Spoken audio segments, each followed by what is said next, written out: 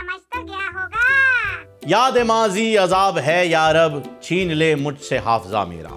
नाज़रीन, कितना खूबसूरत मंजर है। खान साहब और परवेज़ खटक साहब चेयर लिफ्ट पर घूम रहे हैं, झूम रहे हैं, तफरी कर रहे हैं। पुराने वक्तों की बात है जब कुछ लोग डी चौक पर डांस कर कर के महंगाई कम करवा लिया करते थे, पर अब ना वो खुराकें रहीं ना वो जज्बे रहे। बहरहाल माजी की कुछ झलकियाँ आपको दिखाते हैं, देखिए।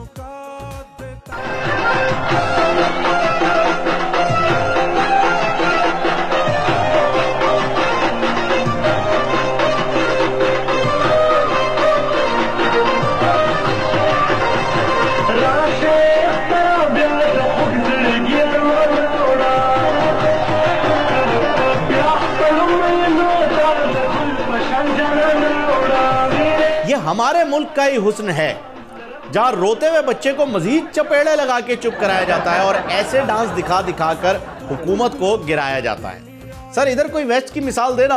और जब मैं वेस्ट में था 125 दिन नॉर्वे के अपोजिशन लीडर ने धरना दिया, उधर बड़े डांसेस हुए, परफॉर्मेंसेस हुई, गाने चले और देगे लगाई।